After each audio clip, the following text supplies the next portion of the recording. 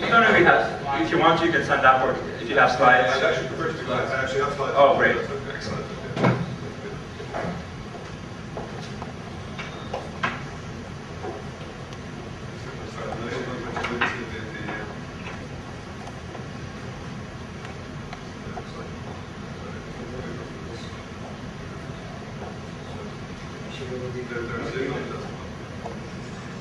You make that for the PowerPoint. This one? Thanks very much.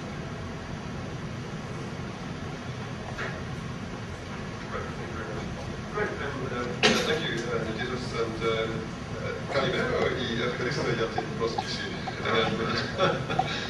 I feel actually rather at home here, surprisingly, because my brother has actually married a very nice Greek lady whose people are from Crete, actually. So surprisingly, even though I'm from a small country at the other end of Europe, there are connections here. If I may say so, I think it's a very good idea to compare our national experiences. I think it was Tolstoy in his novel Anna Karenina who observed that happy families are all alike, but unhappy families are unhappy in their own way. And it's a bit like that with the so-called peripheral economies at the moment. Our unhappiness, to the extent that it is there, has varying causes. And we can't always be lumped together in terms of our problems, our reactions. Now, when I asked Aris what I should focus on in my talk, he told me that I should focus on three things. He said the national experience of the crisis, the various imposed conditionalities for exiting from the crisis, and the discourse and reaction taking place within national borders. So in a nutshell, a short account of the Irish experience and discourse. So that seems like a good plan, so I'll stick to that.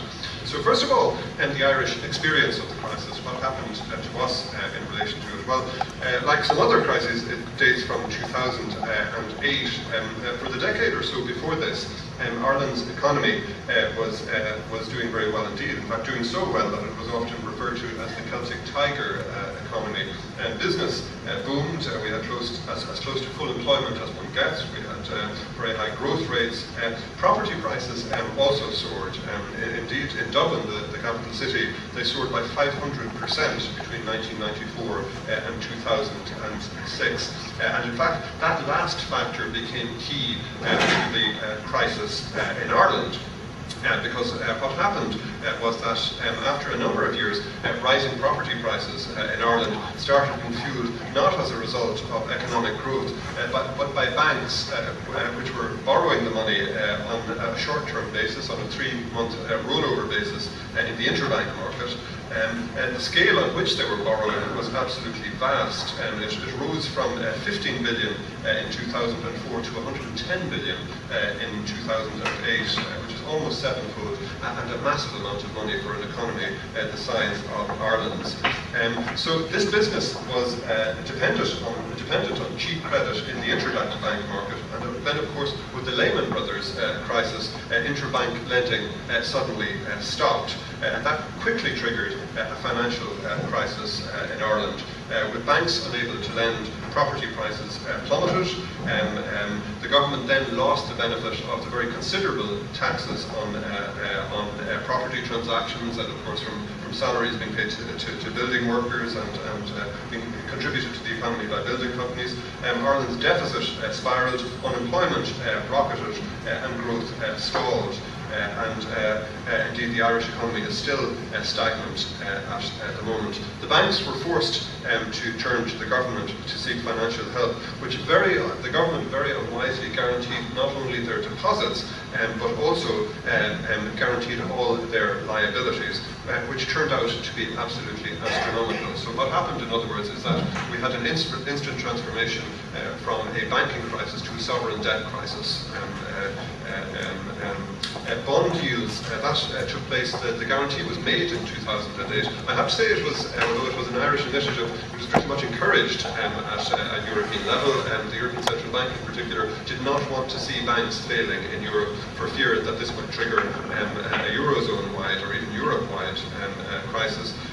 Bond yields rose to unaffordable levels, sovereign bond yields in 2010 when the guarantee was renewed for a third year, and in November 2010 the EU and IMF agreed a rescue plan for Ireland involving 67.5 billion in loans coming from the EFSM, the EFSF and the International Monetary Fund.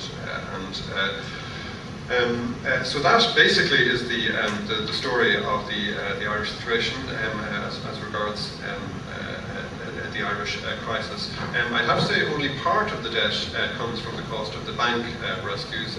Part of it comes from an agency that took on the larger loans of the bank, so I suppose it is bank related, and part of it relates to government deficits as well. We didn't have a deficit problem before the crisis, but the sudden plummeting in government incomes meant that we had one as well. So a massively increased debt to GDP ratio. It'll peak at about 115 in 2015. Okay, so the second topic, the various imposed conditionalities for Irish exit from the crisis. Now, Harold Macmillan was once paraphrased as saying, crisis, what crisis? Maybe I shouldn't mention that in the presence of the former Conservative Party MEP, but I would answer in relation to this question, crisis, which crisis? Because we have a number of crises in that regard. The first one is the banking crisis, and I suppose that has been defanged, if you like, for now. Defanged for now by the expedient, however, of turning it into a sovereign debt crisis. But it will certainly need further action. It will need revisiting. Because there's a problem of unpaid mortgages. There are a lot of people out there who can't pay their mortgages, and also there's a particular product called tracker mortgages, which the banks themselves very foolishly got into, which are also going to lead to some problems. It won't be an unmanageable problem, but it's still there and it still needs to be looked after. Secondly, we have the sovereign debt crisis, and that's the crisis that the 2010 bailout was designed to remedy. The problem in relation to this crisis is that the burden of assumed debt is so great that it is probably impossible for Ireland to pay this off without debt relief in some form at European level. Now, there are some promising signs in that regard. Uniquely among bailout countries at the June European Council, Ireland received an undertaking that the bank debt issue would be looked at. Now, I think the partner states could hardly do otherwise, because they're doing exactly that for Spain. Ireland's problem is more or less exactly that of Spain, or is very close to it.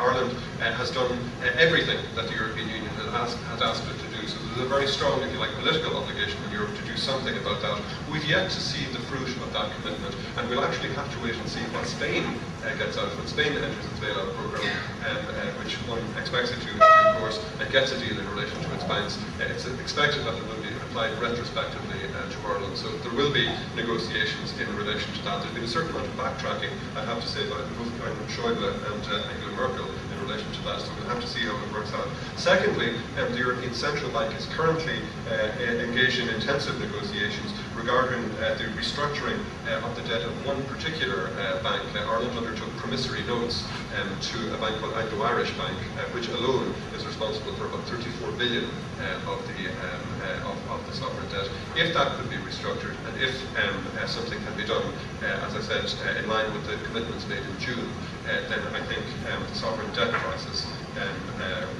will basically, although the hardship won't be finished with, it will no longer be an existential crisis.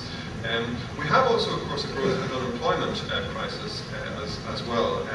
The problem here, of course, is that repaying Ireland's debts is sucking vast amounts of money out of the economy. Unsurprisingly, this makes it very hard for the government to stimulate growth in the economy. An export-led recovery is also rendered very difficult by the fact that Ireland's export markets, the United Kingdom and the Eurozone, are themselves showing fairly poor growth at the moment. The US market is also going to get more difficult, principally because QE3 is going to lead to the dollar falling in due course, and that will mean that exporting into America is going to get more difficult to Ireland. And Ireland basically exports everything we produce. We're very much an open economy. So stimulus at domestic level is impossible, including because nobody will lend money to us at the moment. Stimulus at European level may have to await, I think, the creation of a fiscal and political union. So I think the best contribution we can expect from Europe at the moment is help regarding the sovereign debt crisis. Just in relation to the question of unemployment, Ireland is successfully generating quite a large amount of employment at the moment. The problem is that we're also hemorrhaging jobs. The overall effect is that unemployment is stagnating at about 15% at the moment in Ireland, which I realise is not as high as it is in other countries in Europe, but it's still something that is not sustainable in the long term.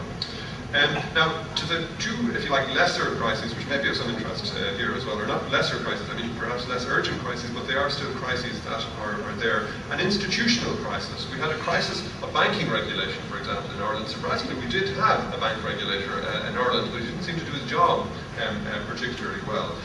I think the emerging European Banking Union might be something that sees that particular difficulty resolved in due course. We have, of course, had our own domestic reforms in relation to banking regulation as well, but I think there will be few objections in Ireland to the notion of European regulation of banks.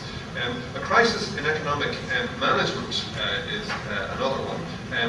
Again, the government management of finances was not particularly well done, putting it mildly.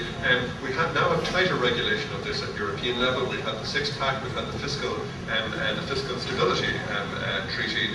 So again, that's something that's gradually being taken care of, and with the emergence of the European Fiscal Union, insofar as that does emerge, I suppose that will be even more the case. Other crises, institutional crises, an underperforming civil service and an inadequate political class. I don't think adequate reforms are in sight in relation to those. Perhaps that's something we can discuss later on. I think there's also a potential institutional crisis in Ireland as well, both for Europe and for Ireland every time a new treaty is agreed, and that is that we have a referendum in Ireland in relation to it. That's a crisis for Ireland because it means on every occasion that there's a major new European treaty, really our continued presence at the core of European integration is at issue. And insofar as treaties need to be agreed unanimously, the actual reform, European level reform, is at issue and in danger as well. So we'll have to see if there is a new EDU treaty or even a fiscal union or political union treaty. I'd be interested to see, is it the standard form of European treaty which has to be agreed by all member states, or will it be like the fiscal treaty? In other words, a treaty that can come into force when only a certain number of states ratify it. That was crucial to the success of the fiscal treaty, and it may be crucial to the success of the next treaty as well. Now finally, because I don't want to take too much time up here, discourse and reaction with Ireland. Well, just a few random observations in relation to this. Comparatively speaking, we've seen relatively little protest in Ireland, and we have had a number of demonstrations on the streets, but it's been nothing on the scale of what you've experienced in Greece. And why is that the case? Possible reasons for it, higher incomes to begin with, that we have had cutbacks in Ireland, but social welfare rates, pension rates, and pay rates generally are a lot higher in Ireland than they are in Greece, and therefore cuts haven't perhaps had quite as drastic an effect. I'd have to say as well, the scope of the cuts has been more limited as well. Tax increases have been kept down for the moment, and the public sector, which is relatively small in Ireland, has been targeted, which is rather unfortunate for me, because of course as a university academic I'm in the public sector. I've lost about a quarter of my salary because of the economic crisis. Use of a collective approach rather than confrontation has helped in Ireland as well, so that the public sector unions in particular sat down and negotiated solutions with the government, so they negotiated cutbacks. Also, I suppose that the boil of public anger towards politicians was lanced by relatively quick elections. The then leading political party, Chania Forum, was destroyed in those elections, and I think that, if you like, helped to, if you like, to take out some of the anger, the public anger. Another observation, I think the approach not only of Irish politicians but also the electorate generally has been fairly pragmatic. There isn't a great ideological divide in Ireland between the major political parties, at least to date, so that Fianna Fáil, the outgoing government, the one that left in 2011, effected necessary cutbacks, even though it was effectively signing its own political death warrant by doing so, because it simply needed to be done. The new government came in and effectively continued the same policies once it came to power as well, although of course the bailout terms themselves, if you like, force a lot of that. I'd have to say this pragmatism, though, has also been seen in the electorate. In the middle of this crisis, the Fiscal Stability Treaty, which puts governments under very strict financial controls, indeed, was actually voted in by a 2-to-1 majority by the Irish electorate. It might seem somewhat surprising, but I think the Irish electorate realised that otherwise ESM funding, when that comes on the stream, would be at risk, and we might actually need so a fairly pragmatic approach being taken in relation to the crisis. And overall, I'd say another aspect of it is also that the general approach of Ireland vis-a-vis Europe has been one of cooperation, if you like, doing everything that is asked of us in an effort to prove that we are trustworthy partners in the European scheme, and that therefore we can expect some kind of quid pro quo when we need assistance ourselves. That's the broad approach that Ireland takes in relation to these things, and I'd have to say I think it has been a fairly successful one. We've seen a further observation, there's been some growth in Euroscepticism in Ireland. It's rampant in our nearest neighbour, the United Kingdom anyway. Of course, we get their televisions, their newspapers, so I suppose some contagion is inevitable, but it's a luxury that a small open trading economy like Ireland can ill afford, and it remains to be seen what implications this will have. For example, in future referendums. Well, I would have concerns, for instance, if there's a referendum on a European political union, will it get through or not? I'm no longer as confident as I would have been before that it will, but you know, everything is to play for in relation to that. Okay, I'll conclude with that. The only other thing that I want to do is perhaps put that graph up in front of you. It's just comparing the economic situation of Ireland and Greece. A few economic indicators might be of interest to you. Unemployment in Ireland is about 15%. I understand it's in the low 20s in Greece at the moment.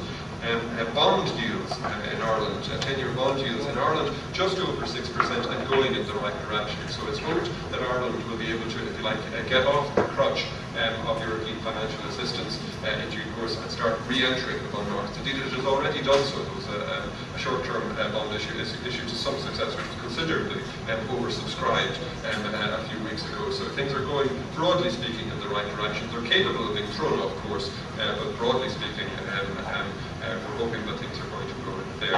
Obviously, in Greece's case, you have some distance to go in that regard there. You can see, I think the bond yields, 10-year notice is the one that's heading towards the sky there in the lower graph there. Budget deficit at the moment is about 5%, which is heading in the right direction, of course, and that's similar to the Greek situation. In terms of our debt figures, Ireland's debt to GDP ratio at the moment, according to the latest figures, is about 105%. It's still rising because there's still a government deficit there. It will peak at about 115% in 2015. After that, it will begin to fall. At the moment, Greek debt to GDP ratio, I understand, is about 159%. Italy's is 119, and Portugal is 110. So we're about in the fourth position in Europe in relation to that. Okay, and I don't know if there are any questions in relation to any of that, or if you want to proceed directly on to the other speakers and take the questions together.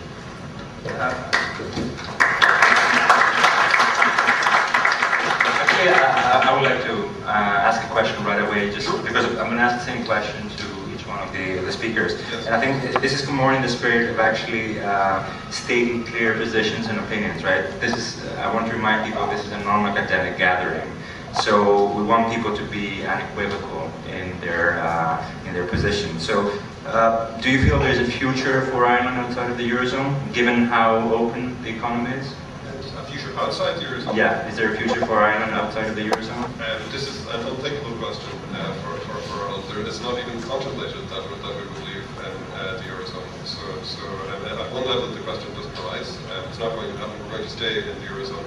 I think a strategic decision was taken at the time of the agreement of the Maastricht Treaty as regards whether Ireland's interests were better served being in the Eurozone or being outside the Eurozone. Now there was, I suppose, a strong argument for Ireland staying outside in the sense that our largest partner, our largest trading partner in the United Kingdom has remained outside it. So obviously that presents some difficulties in terms of imports and exports in relation to that. But it might be that the United Kingdom is our largest single trading partner, but actually we do more trade now with the Eurozone than we do with the United Kingdom. So from a trading point of view, we're actually better off being in the Eurozone than we are being outside the Eurozone.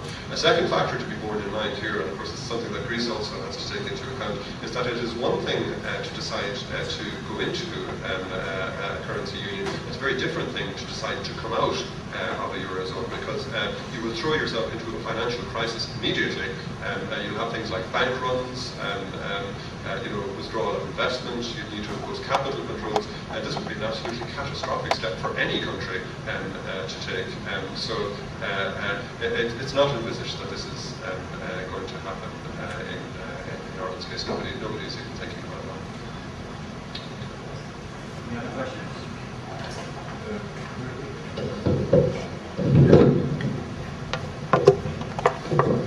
Gavin, thank you very much for a very informative sort of account of the Irish experience. A very brief question about the social partners cooperation that you mentioned earlier on, and according to you, this perhaps was the reason that we haven't seen in Ireland, or in Ireland, the reaction that we have seen in other countries, like here in Greece or in Spain. So the Irish indignados perhaps behaving themselves somehow. Do you think that this is linked with the size of the problem, economically speaking, in Ireland? Here in the collective conscience in Greece, whenever either the government or other political parties refer to the Irish experience, they, or rather, not the political parties here, but the impression is that comparing the political response to the negotiation with the Troika in Greece and in Ireland, the myth, I don't know if it's an urban legend, and this is essentially the question to you, is that the Irish government, perhaps in consultation with the social partners, presented some proposals, specific, tangible proposals to the Troika, alternative proposals, saying that yes, you propose cuts here and there, essentially what you want is to achieve X, Y, Z targets, this is our alternative plan. Is this true, or, as I said, it's more like a political urban legend that has been created? No, that is true. In actual fact, the actual bailouts programs are negotiated, so there is room for negotiation as to how exactly. I mean, Europe's principal concern is that you get your deficits down and that you get your debt levels down at the end of the day. How you go about doing it at the end of the day, it does have some interest in relation to that, but there is also room for political discretion in relation to that. At the moment, a large determinant in relation to how we go about doing it is actually the political makeup of the government. So the dominant party in the government, Fine Gael, has made a commitment that it will not increase taxes. The minor party in the government, the Labour Party, the Socialist Party, has made a commitment that it doesn't want to cut social welfare rates, and neither commitment is capable of being adhered to. But I think the force of those commitments is actually going to put pressure on, and you can see this even in the Irish newspapers all the time, it's going to put pressure on public sector wages, because if you're not going to cut social welfare, or if you don't want to increase taxes, then most of the pressure, or a lot of the pressure, is going to come on public sector income, and you can see that actually happening in public discourse. The problem is the figures are actually so large that you're actually also going to have to see tax increases, and you're also going to have to see social welfare cuts. So there's no doubt about that. Europe generally, as I said, it has an interest in deficit and debt reduction, but there is scope for deciding which way you're going to go about doing it yourself. And absolutely, it was the result of a negotiation, and there are elements in the bailout which were there because the Irish government actually wanted them to be put in there. There are details in that regard. As regards the reason why, if you like, there's been if you like, relatively little protest in Ireland. I think there are various aspects to it. As I said, one of it is the wealth of Ireland. Ireland is and remains quite a wealthy country, actually, and that means that income levels, even though they've been cut back by European standards, they're still relatively high. And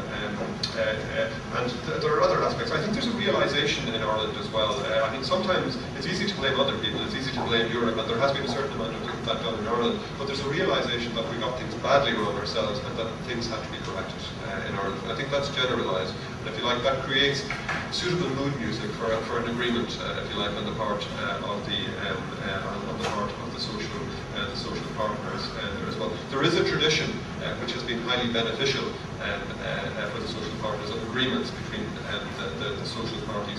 That has, that has continued to be the case. And I think the trade unions in particular are worried that that might break down, so that helps get them to the table and there as well. So there is some of the factors involved there. I think we take one.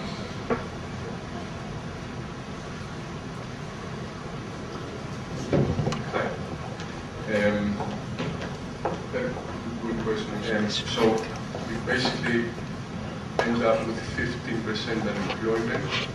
Best case, 115% debt to GDP ratio. And we are still,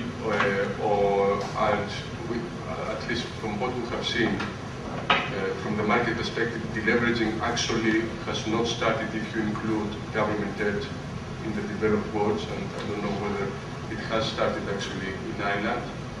And my question is, retrospectively, when we were reading about the Celtic Tiger, do you feel that for almost 15 years we were under a complete illusion? That's a good question. First of all, 15% unemployment and 115% debt to GDP ratio is not a best case scenario. The problem will peak at 115%, the debt to GDP ratio. After that, all going well, it will start falling after that. Now, economic growth is an important factor in that regard. There are externalities there that we have to worry about, like the trading conditions. Obviously, as an exporting economy, we're crucially dependent on foreign trade. That will form a crucial element of getting out of the difficulties that we're in. And also the bank debt, as I said, the overhang of bank debt is simply so great that something needs to be done about that. But if those two factors are met, and if the conditions for growth reestablish themselves, and if something is done about the bank debt, and by the way, in relation to bank debt, it shouldn't be forgotten, Europe needs a success in that regard. Ireland is no longer, economically speaking, top of the class, but it's top of the bailout class at this stage, and it would do not only Ireland good, but it would do Europe good for Europe to be able to point to a success. So that's something, if you like, that helps Ireland in that regard. We've actually been helped by a little bit of luck there as well. It's not good that Spain has gotten into its difficulties, but at a certain level, it's good for Ireland that the difficulties Spain is in are so similar to the Irish difficulties, because it means the solution that Spain gets, we had to get as well. And so we are assisted, a little bit of luck of the Irish, if I can call it that, and we get out of this thing. Now, in terms, that leads on to your second question, which is the Celtic Tiger, were we all living under an illusion? Initially, no, because Ireland got an awful lot of things right, and it still has an awful lot of things right. It has a young, well-educated workforce. It's English-speaking. It's very, very receptive to investment from abroad. It has low corporate taxes, and it has a good approach, basically, in relation to foreign direct investment. And so, huge numbers of jobs are actually being created in Ireland at the moment. We have a very well-functioning economy. Our problem at the moment is the debt problem. If we can get rid of that, the Celtic Tiger will start roaring again. So no, it is not an illusion. I would say that the first half, if you like, of the 15-year period or 12-year period that you referred to was fueled by Ireland really making itself one of the most competitive economies in the entire world. The second half of it was fueled by essentially a credit boom. So it was an illusion in the second half, at which time we lost our competitiveness. We're now in the process, if you like, of winning back that competitiveness. And the salary cuts, for example, that we're seeing in Ireland, the cuts in social welfare, should get the state finances back into a situation in which, once again, we're sufficiently competitive economy to make our own.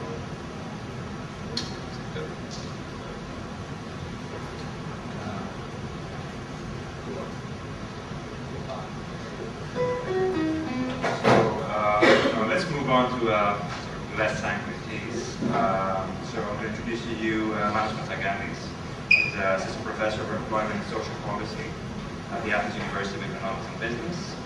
And obviously he's going to talk about the Greek case. Why obviously? Well, It is true, but it's not obvious.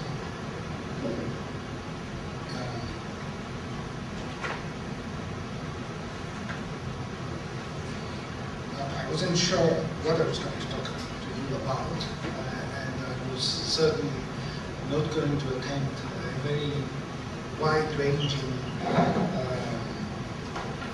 talk on the roots of the Greek crisis. It would take me ages to even start doing that. So I decided to concentrate on two issues about which I feel I may have something to say, but we may obviously disagree.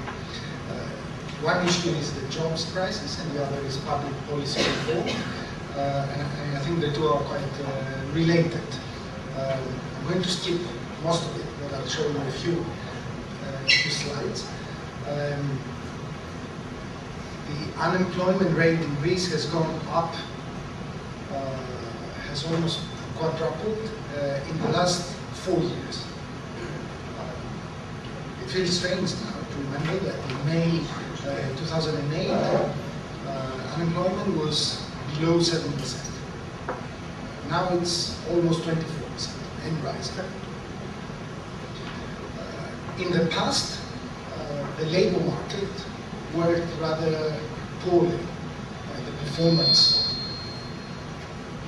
of the labor market was pretty inferior to that of other European labor markets, in the sense that it was very difficult for youth and women, especially women after they have become mothers, to work. Employment rates in those groups were very low, and unemployment rates were very high. And I remember writing papers arguing that this is actually we overused the term crisis, and now we regret that, but it was an arrangement that didn't work socially, in the sense that it made for a rather conservative society. It wasn't easy for women to be independent. It wasn't easy for young people to become autonomous. Not only more Greek youngsters lived in the parental home until they were no longer so young compared to other European countries, but their proportion kept rising. Obviously, it was something nobody wanted to talk about. It doesn't make for easy answers, or perhaps the problem is too certain. But it was one of the most unfortunate aspects of the way the labor market used to work. Except that this rather poorly performing labor market did one thing right, and that was that male breadwinners, primary earners, had employment rates that were almost Scandinavian and very low unemployment rates. So look at this. The employment rate of men aged 30 to 44 was over 90% in 2008. That didn't differ that much from the Swedish employment rate for that particular group, obviously. Look what has happened now. Not only has unemployment gone up across the board, but not only young men and young women, and even more than young men, and women of all ages suffer a higher rate of unemployment than they used to only a few years ago. But unemployment among primary earners, household heads, has gone up to almost 18% for men aged 30 to 44, and employment rate has declined by very much to below 80%. Given that the social safety net is so full of coverage gaps, it's full of holes through which people fall straight to poverty. This is very unfortunate because, as I said before, until very recently, unemployment didn't actually lead to poverty that often. The population of the unemployed and the population of those below the poverty line didn't overlap that much. Now they do, because those male breadwinners or male ex-breadwinners, still married but no longer breadwinners, have nothing to support them, really. So they, not only do they fall to poverty, but they take with them entire families. And this is very unfortunate. This is a social emergency. It is long-term unemployment that has gone up. And we all know, well, those of us who have read economics know that this is very bad because it sort of depreciates human capital and it makes skills obsolete and all the rest. That has happened. And the other thing at which I hinted before was that although the number of unemployed workers has been rising and rising, in a rather magical sort of way, the number of unemployment benefit recipients hasn't. It has remained pretty stable. I can explain that later, but you may find the details a bit boring. The result is that although even in early 2010, almost half the unemployed workers received unemployment benefit, the proportion now is below 20%. So one wonders, what happens to the rest? Do they have other social assistance benefits, minimum income? No, they don't, because we don't have it. Social assistance is not something that we do in this country.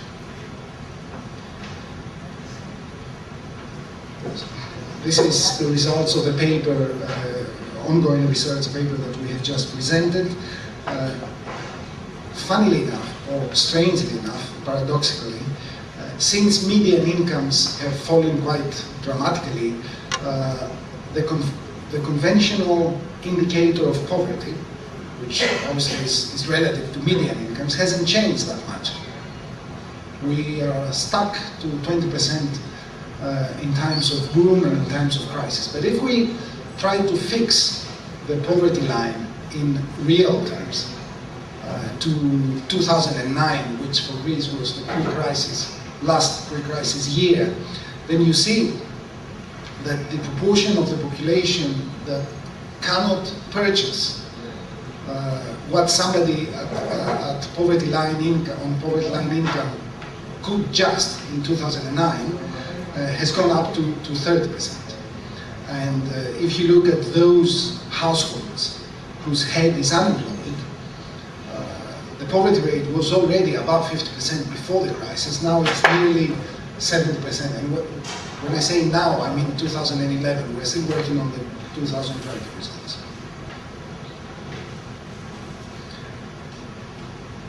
Until last year, well, this is 2009, but what I'm trying to talk about, what I'm going to talk about now has only changed very recently. So until then, minimum wages in Greece didn't feel to be very high to those who received them, but compared to minimum wages in Spain and Portugal, for example, they were higher. A lot higher. In 2009, the minimum wage in Greece was 64% higher than the minimum wage in Portugal, and almost 20% higher than the minimum wage in Spain, and 7 times as high as the minimum wage in Bulgaria. Bulgaria may be an odd comparator, but remember that many Greek firms in the north of the country have actually relocated to Bulgaria. They have just crossed the border and they have resumed business as usual, better than usual, from their point of view, just across the border.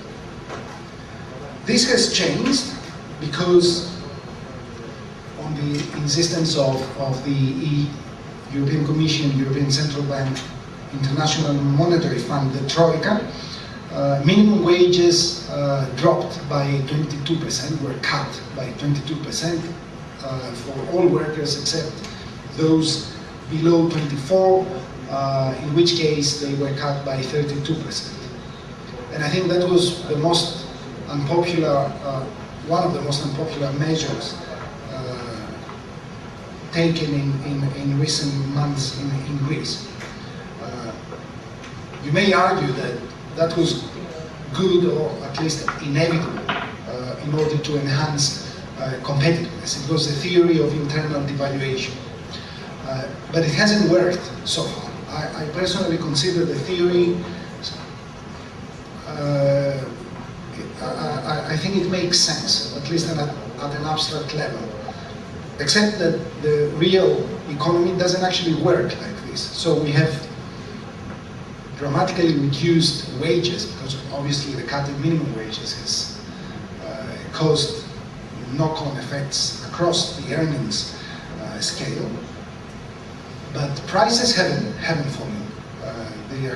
They keep rising, not by very much, but keep rising.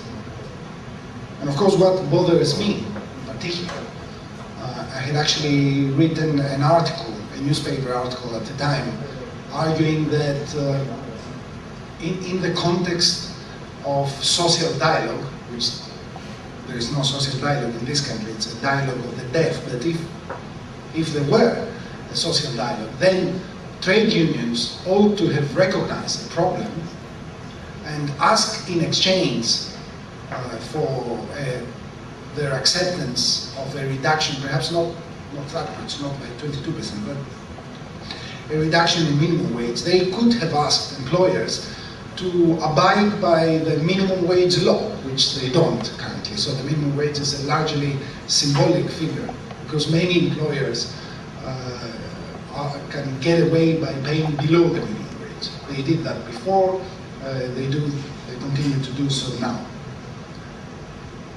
But in the formal sector, minimum wages have fallen, and earnings throughout the scale have fallen too. Average earnings had grown by more in Greece than elsewhere in the Eurozone for almost a decade before the crisis.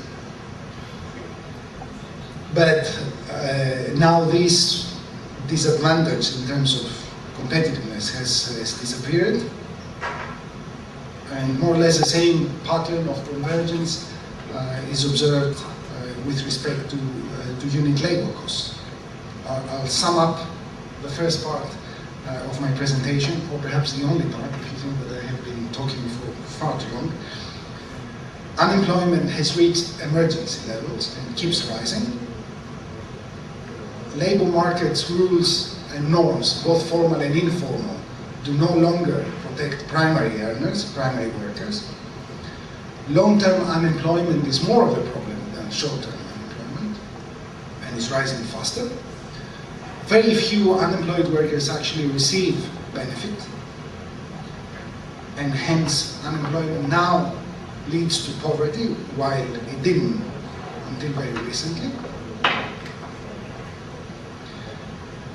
We have a drastic cut in minimum wages, which have caused unit labor costs and average earnings to converge to the Eurozone average, or rather the rate of change in average earnings and unit labor costs has increased. Now, this is the context in which public policy reform has to take place. I'm going to say a few things about the case for reform, and a few things about constraints to reform. Now, the standard argument, which is repeated or assumed by most commentators, not all, is, among many other things, that social spending, public spending, but especially social spending, is unsustainable, that labor markets are too rigid, and that the public sector is inefficient. I would like to put forward a more nuanced argument, which would go like this. It is true that social spending is unsustainable, especially pension spending, but it is also true that the Greek welfare state was out of touch with the requirements of a social protection system that is fit for the crisis. It was unfit for this crisis. We knew that all along, but its weaknesses have been exposed over the last few years. So as we stand now, and as I hinted before, we have a social safety net that is failing to protect the weakest of all the victims of the recession. This is bad for social cohesion, but it's also bad for reform. There is too much bad blood, as the Italians might say. Or I think they would.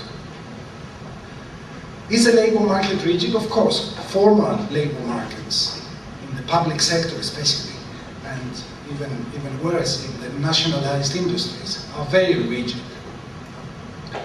But in the rest of the economy, which is the largest part of the labor market, rigidity is not an issue. If anything, the issue is extreme flexibility to the point of precariousness.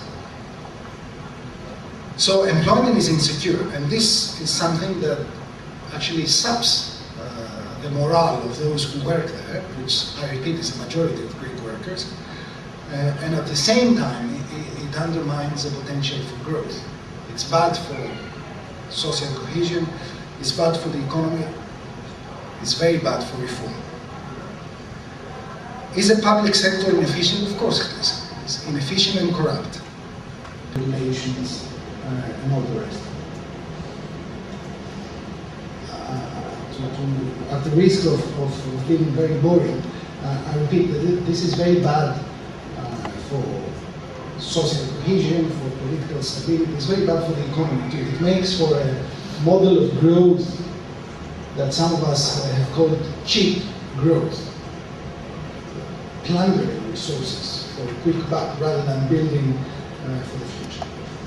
So I'm not entirely convinced when I hear that the problem is the public sector, therefore the solution is privatization. Privatization may offer just as many opportunities for corruption as a bloated public sector. So what I think we need, that you may disagree, is that we don't just need reform. We need something more demanding, which I might call a paradigm change. We need to restore the rule of law. Sometimes everyday life or economic life even has a whiff of illegality about it, and that's putting it mildly. We need to build a leaner state, yes, but also a stronger state. Stronger in the sense of being capable of imposing the rule of law, which it now isn't. And we need to use both a stronger state, leaner and stronger, and a restored rule of law in order to create the conditions for a dynamic economy. I can't see how else we might succeed. Because you see, what happens now, and what has been happening for far too many years, is that for a Greek business, it is much easier to make money, often lots of money, by cultivating contacts with policymakers and public administrators so that they can secure a lucrative contract in a protected niche of the economy. That's much easier.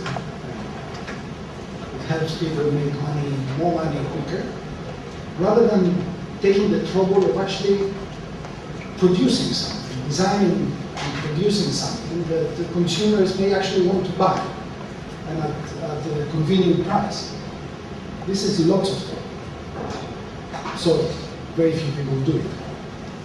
We need to change that. We need to create the conditions for an economy in which a businessman can make more money by actually selling something useful or something that consumers think it is useful, rather than, as in the current situation, by cultivating the connections. And the other, I think, the last leg of my more nuanced, far more nuanced argument, is that austerity can only be acceptable if it is seen to be equitable at the same time. And that means that we need to strengthen our social safety net, We need to distribute the burden of adjustment, which is inevitable. But we can distribute it more fairly, and we can end what many people believe is the impunity the rich and powerful currently enjoy. For example, their exemption, legal or illegal, from the obligation to pay taxes. Both tax evasion and also tax avoidance are very rough, and this obviously has to end, or austerity will never be accepted. 5 minutes or 2 minutes, I'll try to be excellent. Constraints to reform. What I said before that we must do is easier said than done, obviously. For many reasons. First, because the economic context is anything but favorable. You know that, we all know that reforms are much easier when times are good because there is more scope for compensating measures. Trouble is, we have wasted a decade or more of rapid growth, and we failed to introduce reforms, and we failed to eliminate deficits, or at least reduce deficits. We haven't done that. So our Keynesian plea to Europe, give us more money and more time, please, and we'll do everything that we need to do, doesn't sound very convincing. We didn't do that when we could. Why should we do that now? Nobody's convinced. Perhaps not even ourselves are convinced. We will do it. So we have no other alternative than try and achieve in the worst possible conditions something that we failed to even attempt when the conditions were more favorable. There is another thorny issue, which is the conditionality sovereignty nexus. It is difficult to avoid the conclusion. One doesn't need to be a wild nationalist to see that government and the parliament have lost sovereignty. You know, the government implements policies and the parliament votes in favor to approve laws that haven't even been discussed, which is unfortunate. I mean, it is unfortunate that they were discussed because some of these laws are actually sensible. But it remains a case that a parliament that just rubber stamps things decided and formulated miles away is a lame parliament. We have suffered a loss of sovereignty. You may argue that this was inevitable and or necessary. And you know, I can see the force of this argument. But there is no doubt in my mind that this has given reform a bad name. What kind of reform is it? If until 5 minutes ago we didn't know anything about the reform that we needed. So the result is that the domestic constituency for reform is almost non-existent. You know, the program is awful. There are no domestic actors actually owning it. And this has been superimposed on an earlier context of an adversarial political culture in which compromise is by definition a bad thing, and much of posturing is all the rage. We have shallow and sensationalist public debates, especially in the media. Populism is strong, has always been strong. And reformism is weak, has always been weak. We have got a tradition of socialist reformism in Greece. Socialists have always been maximalist. And we don't have much of a liberal center. The center and the right are not liberal, they are conservative. And they are nationalist and they are statist. And that combines with deeply ingrained notions of national exceptionalism. We are the chosen people. How dare they tell us what we need to do? Who are they? As our President of the Republic actually said he was obviously in a very diplomatic mood. Who are the Dutch and the Finnish tell us what to do? Well, they are not bankrupt for a start, you might argue. And the last, in my mind, constraint to reform is a context in which we have a failure of political economy, or we may argue a failure of democracy. Many Greeks know and and many more suspect that our way of doing things has brought us to ruin. It's unfair and it's unproductive. It undermines prosperity as well as violating justice. The trouble is that this terrible, often disgusting way of doing things doesn't only generate losers, it actually generates winners as well. And winners are very powerful. Powerful in society, in politics, in unions, in professional associations, in political parties of left and right, in parliament, everywhere. And important stakeholders like the young, women, are not represented in political institutions. And the proverbial future generations, by definition, are not represented anywhere. This is a familiar problem. Other societies face similar problems. And the solution to that is to have an advocacy coalition.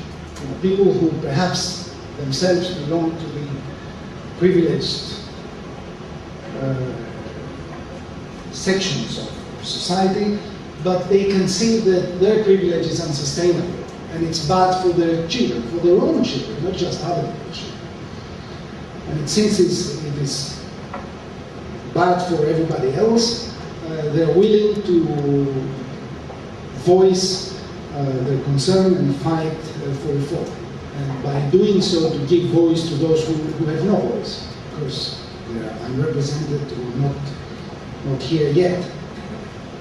Well, our problem, I couldn't explain that very easily, and even if I could, it would take ages to even begin to explain it, is that the privileged groups of our society are far more selfish than privileged groups in other societies.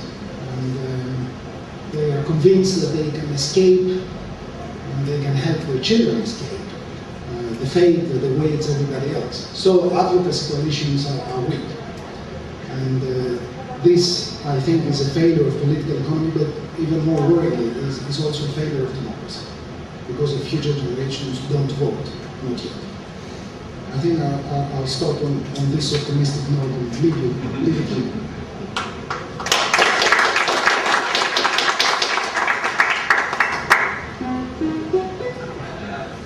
Can I get a very short answer for you? The same question asked before. Do you see a future with Greece outside of the Eurozone? You mean whether I think it could be a good idea or whether it might actually happen? We want opinions here. We want normative answers. Well, how can I say that I'm in favor of Europe outside the Eurozone? Of Greece outside the Eurozone. I fear that if we are forced, or even if we volunteer to exit the Eurozone, we'll find ourselves outside Europe, one way or another. Perhaps not immediately, but the end of the line will be that. And I think that for those of us who have thought that Greece, with all its particularities, may still be a European country, and some of us fought for a European Greece, it will be a terrible defeat that will last for generations. I don't think that the issue of Greece returning to the fold will arise again in my generation, in my lifetime, I think. Will this happen?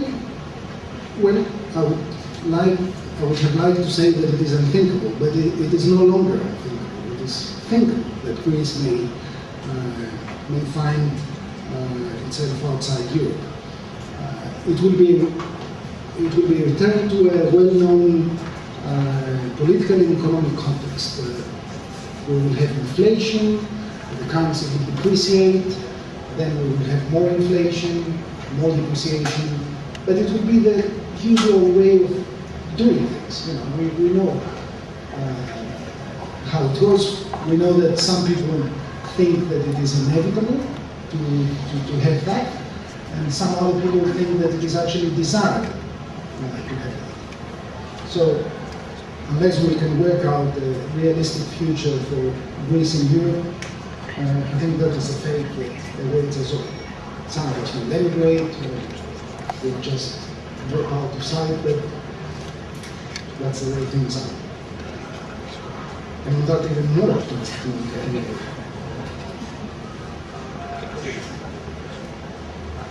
Question actually and comment. Okay, so thank you very much for that, and I think that no one will disagree. I mean, I have one point of disagreement that is my report. My question for you is that you talked about the change of paradigm, and you identified, three areas of reform. My problem is, and this is something that we have debated in the forum in the past as well, is that this needs generational replacement. This needs takes time. So my question for you would be, Italians have this idea of la cucina povera. Okay, so we have the resources are limited. This is the situation. We don't have 30 years from the past. What would we do now? And we think that this memorandum is not kind of policy choice. Is towards the right direction or not?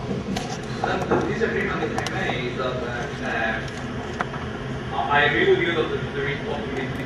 I think that we should talk about the loss of sovereignty. We're as sovereign as we were before the crisis. We are less strong, and this is because of the crisis. So that's the point. Well, may I attend the discussion? Do you actually want to gather up a couple of questions? Yeah. For time for comment? Yeah. Very shortly. There was a question before about the Celtic tiger, how much of it was an illusion, and there was no Hellenic tiger, and we did not have these reforms and this success. But there were some successes of the Greek economy. For example, outside its borders in the Balkans, the Greek exporters, investors were extremely present. And those were not areas where their nepotistic and corrupt networks would work, at least in the same way that they would in Greece. Maybe for investment, but certainly not for exporters, because you cannot bribe people into buying your butter or whatever it is. So was there anything right with the Greek economy before? How would you explain, for example, the success of Greek economy, of Greek private sector in the Balkans against open competition with Italy, Austria, and other countries? If you keep taking more questions, I will forget. Okay. We'll have another round. I don't want to sound too gloomy, but in 2008, that was before the debt crisis, the current account was in deficit by 16%. That was the worst year in recent times. So some people exported, some firms managed to sell the products in foreign markets, but the general situation was one of slight in the competitiveness league. We lost ground. Current account deficit kept rising, both in dollar terms and in terms of as a proportion of GDP. And as I just said, it reached minus 16% in 2008.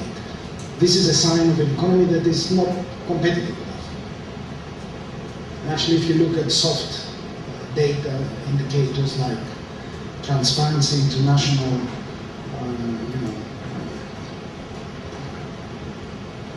corruption index and ease of doing business in the country, we ranked below Botswana or something in 2008. That kept the media busy for about 5 minutes, and then they moved on to other issues. I cannot see how one can describe the high rates of growth that we did enjoy in the previous decade, most of it.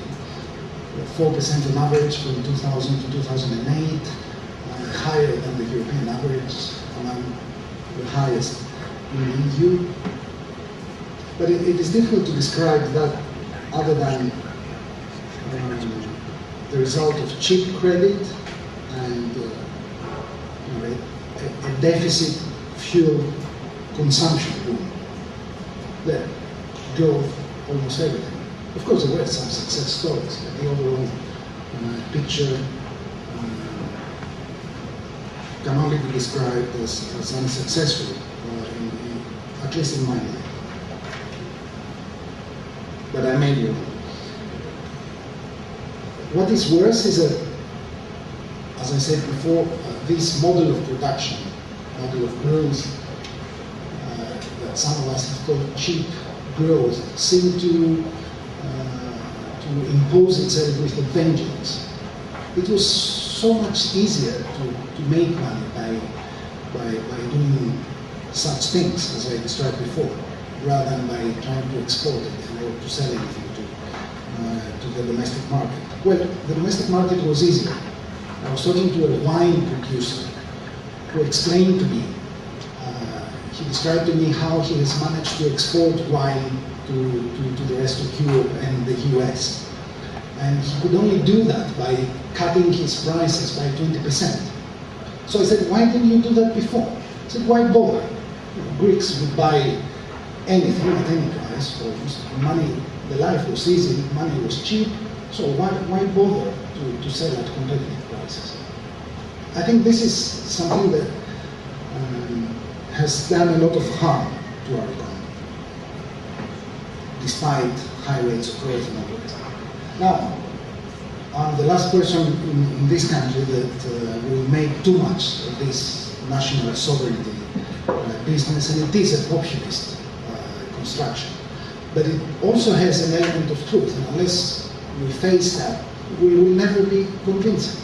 Now, my way of rationalizing the whole thing and trying to find a way out of that is that in an open economy, in which financial markets are very powerful and all the rest, the only way for a state, for especially a small state, to protect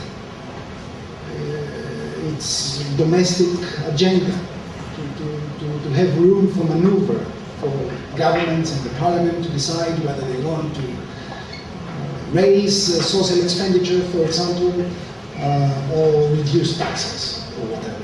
The only way to be able to do that is to make sure that you never go to the financial markets to finance a deficit of 10% and a debt of 150%. The only way to protect your national sovereignty is to have balanced budgets, sound finance, sound like this Englishman of the 1920s, which is rather unfortunate. But I think it is also necessary.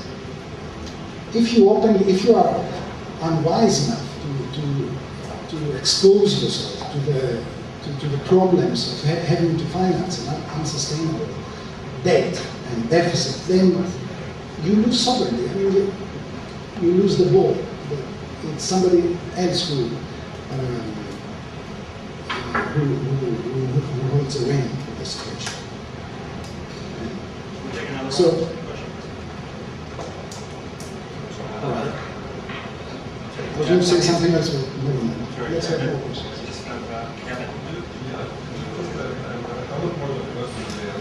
By way of consolation, like this notion of Greek exceptionalism in this regard, and I hope I didn't sound too sanguine in my own talk, because Ireland has been terrible mistakes. You don't get to be in the Benelux without making terrible mistakes.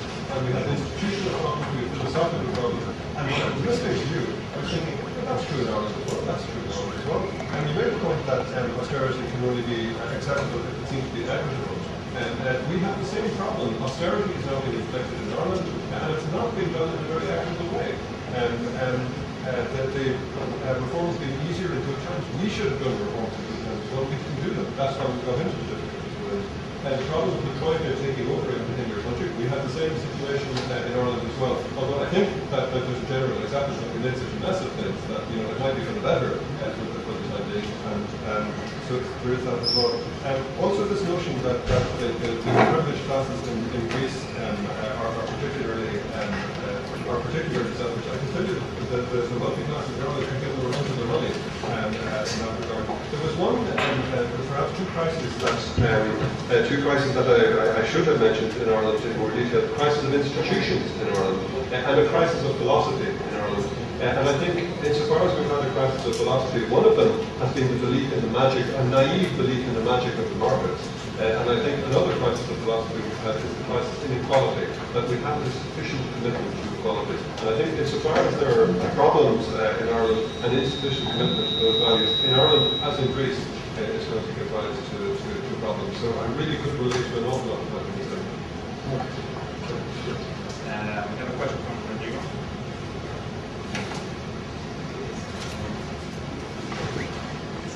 Mine basically is more of a reflection rather than a question, and basically I would like to contribute to ignite the debate. And basically I would say shocked or surprised, because I know this for a long time, that Greeks have many things in common with Argentinians. And for me it's inevitable, as I am Argentinian myself, when you start talking about adversarial political culture, populism, shallow and sensational debates, and then why sell at competitive prices? I was seeing Greece reflected, well, Argentina reflected in what's going on right now in Greece. And then I was even more puzzled, because based on your background, I'm not sure whether you're a lawyer or not, but basically you end up talking about many legal issues. So basically, in your presentation, it started as the labor situation, but you end up talking about conditionality versus sovereignty and the respect of the rule of law. And that's something that particularly concerns me, the issue of the respect of the rule of law. Because once you have breached the rule of law and you have realized that the consequences are not that severe, then you end up kind of in a downward spiral. And that gets more, it becomes more threatening, which it becomes institutionalized when the government is the one that starts and follows that path. And at the EU level, with the retrofitting of the caps, of the collective action clauses, which was a disregard of the private contract, that has been seen at the EU level as the silver bullet. And whether there will be a turning point here or not, what will come next. And then finally, talking about conditionality versus sovereignty, basically, I think that the whole problem in Europe is sovereignty. The reality of why do we have conditionality when we receive lending is that official lending, like any other lending, it's a matter of a future promise of performance. And it's not more than that. So basically, they impose conditionality because it doesn't work as collateral, but it's the second best thing, in the sense that these are measures that we know that will help or contribute. Then we can discuss probably, I feel probably we will not reach an agreement after 2 days whether conditionality works or not.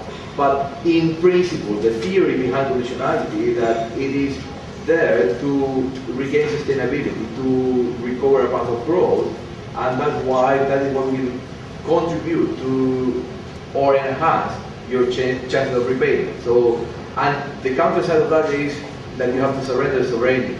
But I think the whole problem at the EU level is an issue of sovereignty. Because basically, we were discussing about the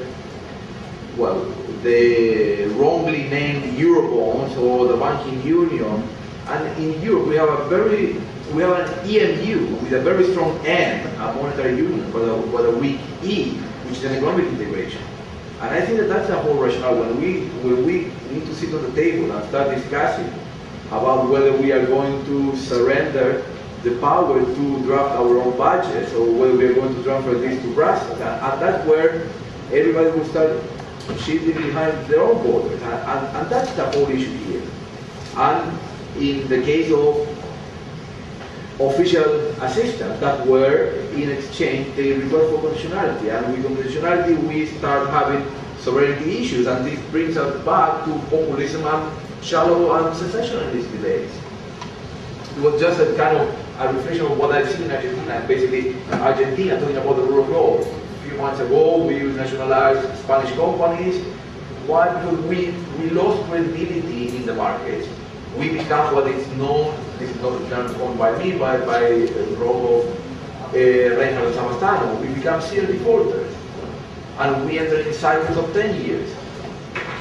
And basically, I think that's a bit of a question, and I'm kind of anticipating some of the things that I was going to mention in my presentation, because I think that your presentation of mine, I would say, almost touch upon some of the same nerves, I would say. So that's my view or my take on your presentation, which I find very enlightening and very useful.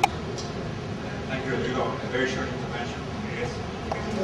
So that's great. Okay, it's not short because we have to cover another 4 countries. So, some last remarks. No, I'm very sympathetic to what all of you said. I agree, this is an issue. I don't doubt that conditionality is inevitable, and that shared sovereignty, for example, is at the heart of the European project. That's pretty obvious. The point I was trying to make was that much of Greek public opinion considers conditionality as an imposition of foreign powers upon the free will of the Greeks. And this creates a situation in which there is not enough confidence and trust between political and social actors to implement any reform with any chance of success. That was my point. Great. Thank you very much. Let me now introduce Gustavo Vega. He's a professor of economics at the Universidad degli Studi di Roma, and obviously again, we're going to talk just about Italian things. Yeah. It's great to be here.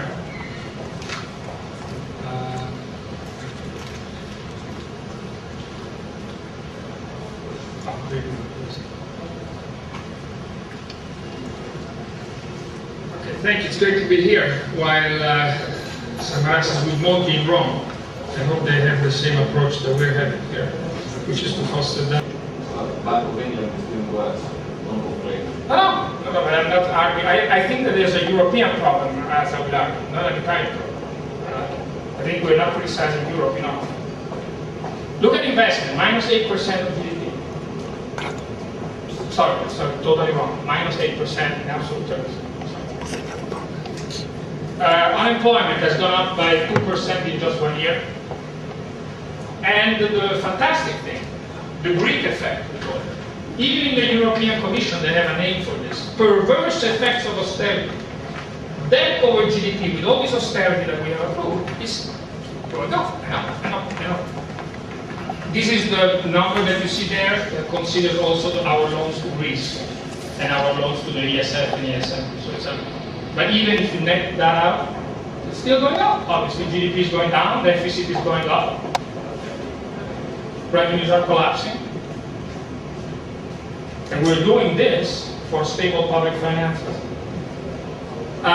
This is what worries me the most, obviously. It's the path of unemployment in Italy. It's creeping up. But the yellow line is obviously the most irrelevant. Youth unemployment is skyrocketing. We don't have many youth looking for work. So it's not if you look at compared to the UK, we have a higher unemployment rate for youth than the UK, but we have less amount of youth unemployed. Why? Well, they're all trying to study. They're all in the NEET bunch. Those people that don't look for work, they're discouraged. It's even worse. And that's a symbolic chart. Obviously, pension reform does not help. We have prolonged the life at work for 5 years of people that can't wait to start working. And all the firms that I know have scrapped all their plans of hiring younger people for the next few years. I mean, pension reform is not that bad, but still you have to consider that there's some cost. Now, this is the forecast that the Confindustria did 3 months ago for GDP 2013. 2 days ago, they did the new forecast.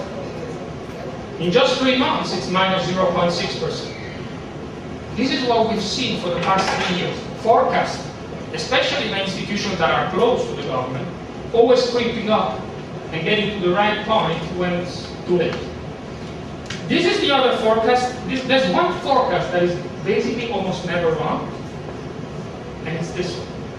It's the primary surplus. It's the only fixation that governments, not only the Monti government, even the past governments have had.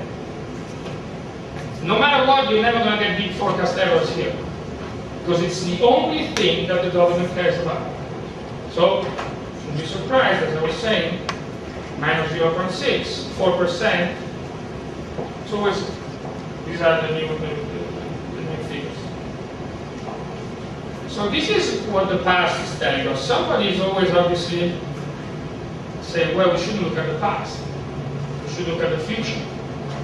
There's a big problem here, that whenever we talk about the future, we lie. And we lie because forecasts are so important for the final numbers that come in budget packages. But this time, I think we lie for very good reason. Thank God that Monti, I hope I'm not listening to official, has been lying so fantastically about this issue. I think he did a great job. As I was telling you, the mistake. That was the bad management. The government has not updated this forecast until a few days ago. This is the official forecast for 2013. Look when you go to a forecast that is a little bit more far away from government. Take, for example, the last forecast of Silver, minus 2.2%. Okay, what would happen if we were not to lie? In the current institutional European environment, what would happen if we were to put that minus 2.2? Well, I'm sorry, Mr. Monti would be forced to receive a phone call from the European Commission that would ask him, even though we reason in structural terms, that I'm sorry, Mario, this number, these revenues that you're posting to this low growth are too low. The deficit is too high. You need to do something about it. Well, then Mario would say, well, let me foster growth. No, you need to do something now, but in budget terms. So you need to raise revenue or lower expenditure. Italy, by the way, 80% of its budget packages have been of rising taxes, not lowering expenditure. And this is great that Mario has not has agreed with the European Commission not to update the forecast. Otherwise, the European Commission would have been forced in this crazy, absurd world in which we live in to do another restrictive package that would have made revenues even lower and then GDP even higher. There's another reason why Mario Monti is right to lie. What would happen if Mario Monti was to tell the citizen of Italy, I'm sorry, well actually today on the web. Today on the web he said GDP in 2013 is going to look great.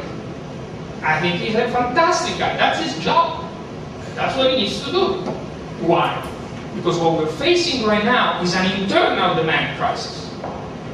That's so expectations. It relies on expectation. That's what we teach first year. Consumption, investment. Say the guy goes there and says, I'm sorry, it's minus 2.2.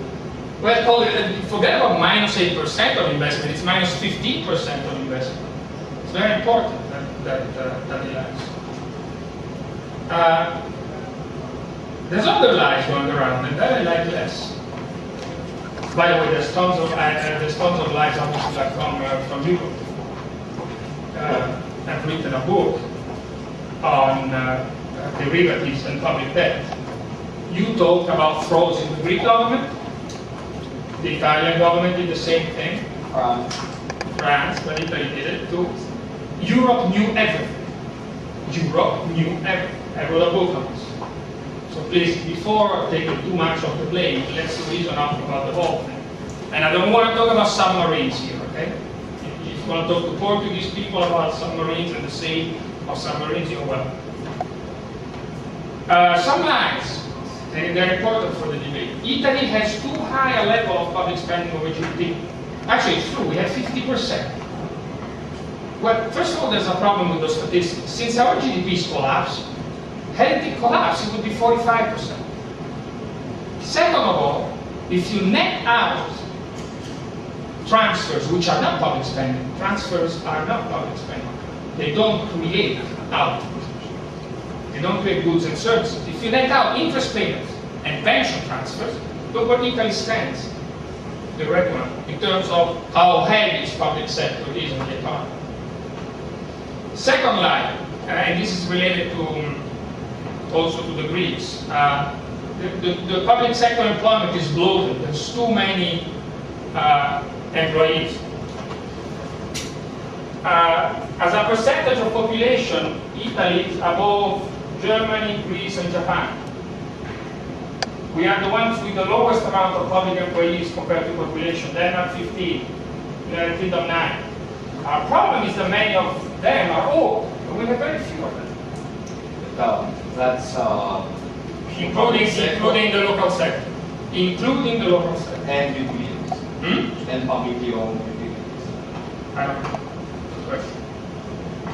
But well, we have a few. Yeah, I don't know how to correct for that. That's a good question. Another issue, Italians don't work. Greeks don't work. It's not true. We work like hell.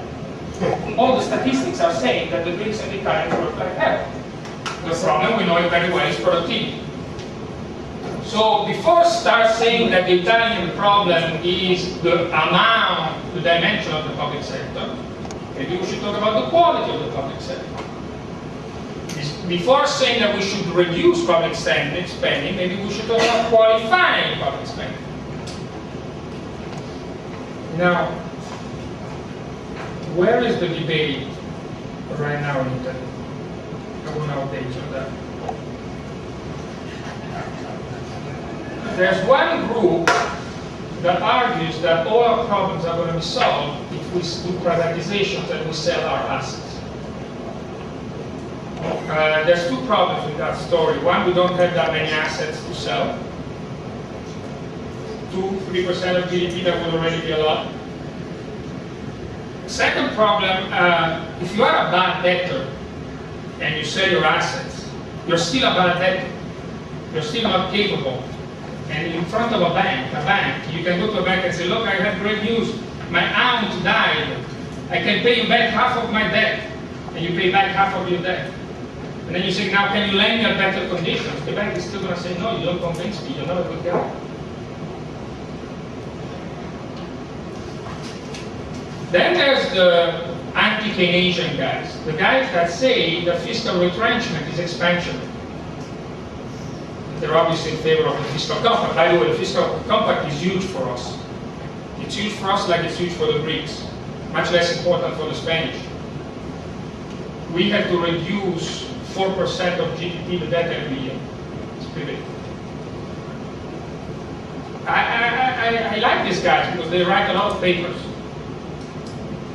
Unfortunately, there's not one empirical evidence. Not one. The IMF, Monsieur Blanchard, has asked his team to find evidence worldwide. When you cut public spending, GDP goes up against all notions of national accounts. He didn't find it. There's no empirical evidence. Multipliers exist. You can argue how big they are, but they exist. In Italy, there's very few deficit Keynesians. They almost don't exist. I am not one of those, for example, and they don't exist. They're a minority bunch. You have in the elite a bunch of people, so it's important. They're very few, but they're very powerful in terms of manipulating, that are saying, let's switch to a fiscal union now, immediately. We should talk about them again. So their solution is, in a sense, an interesting solution. It's a fiscal union, it's the American way. But tomorrow morning. And then there's a lot of young guys that want to go out of the euro. They say that the euro is responsible for this crisis. Not the bad management of policies within the euro. No, the euro, so we should get out. And yes, look at Argentina. The evaluation, yes, after 2 or 3 years, things went better. That's the typical argument they have. And now? And now? No, that's what somebody responds. But we cannot deny. We cannot deny that there are, as I think you said, we've been living with devaluation all our lives, and it's great living. I'm going to come back to this. To this point. No, I know. But let's say where I stand. I stand for the issue of the euro above all. But the euro above all for some specific reasons. The most important one, that the euro has nothing to do with economics. See? It wasn't born for that. It wasn't born for that. Our Mitterrand, Kohl, calling whatever they want, they didn't do it for that. Maybe they had a geopolitical project in mind. If you don't want to say that in a naive way, they had a peace project in mind. They wanted that China and the US were not alone at the deciding table. They wanted Europe and its values to be represented, and possibly thinking that maybe the US and China are not representing what we want for our children in the world. So that's a pretty big reason to keep the euro. Obviously, why do you want to keep the euro? Because you don't go to the table if you don't have a common currency. It's like the king needs to have a currency. I would argue for two more reasons for the euro besides this one. First of all, there's an incredible desire of Europe. Let me tell you how many times I was wrong. How many times I was wrong about the results of the elections. I was wrong about the referendum in Ireland. I was wrong about the turnout in Greece when we spoke with Alice. A lot of people didn't go to vote. And they didn't go to vote to avoid voting against the euro. It was fantastic. With all the mess that you showed us, they still didn't say no to the euro. I got it wrong for Holland. The results in Holland were wrong once more time. People have a huge desire of staying in the euro. Third thing, I'm starting to think that the euro is doing something fantastic that we've never managed to do and that no devaluation will ever help us to do. It is forcing us to do what we're doing here. Would you ever have organized this meeting here? Was the drachma, the lira, the peseta existing? Never. We would still belong to Europe, we wouldn't care less. And this is the same thing that is happening at the table in Brussels. These people are forced to speak. Okay, you can argue the Germans are much more powerful than the Greeks. The Germans are setting the agenda. But think about it a little bit. Is it totally true? Well, according to the Bundesbank president, it's not true at all. It's a Greek-Italian plot, what is happening with Draghi right now. So there is an impact of discussing together. It's fantastic. It's the first time that countries that 60 years ago were fighting against one another are really forced to speak, forced to face each other's cultures so different. It's slow. Jesus is God. Yes, it's slow. But it's moving very, very slowly. So this is a third reason why I'm saying this is quite an incredible construction. And so this is why I'm saying it would be crazy for all these reasons to throw it away. But there is no time. That's the problem. There is no time. Reforms are totally useless. The European multiplier is huge. Why do I say that? Because if all the countries engage in austerity, the impact of internal demand is long and prolonged. Long and prolonged. I see, if you see it in the positive way, obviously, if everybody engages in fiscal expansion, and we'll talk about this in a moment, the impact on GDP could be high in this phase of an aggregate demand crisis in half of the countries. So the recession can be prolonged. And why do I worry the recession gets prolonged? Because it's the only way in which the euro could fall apart. And the euro will fall apart if Greece gets out. We don't need more than Greece. If Greece gets out, if drachma accounts appear, lira accounts probability will rise by 20-30% and spreads will go up again. Greece needs to remain. Greece is the border where we need to fight. How does the euro blow apart? It doesn't blow apart in Brussels. Have you seen what happened to Hollande as soon as he arrived in Brussels? He arrived there and said, okay, I'm going to change this. 10 minutes, he was already part of the club. Now he's a moderate guy talking about fiscal compact as a good thing. This is what occurs. You could have a revolutionary guy winning the election, he's going to go to Brussels in 10 minutes, he's going to become splendid. It's hard to sit down at a table with 26 guys that hate you.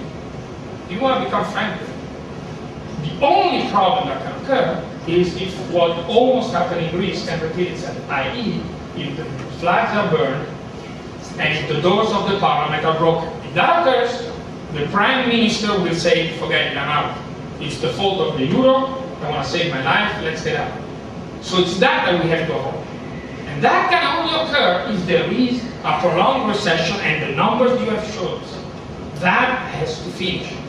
Because that is the only thing that puts at risk the whole construction. So the question is, how do you do it? So the issue is, number one, monetary or fiscal policy or two.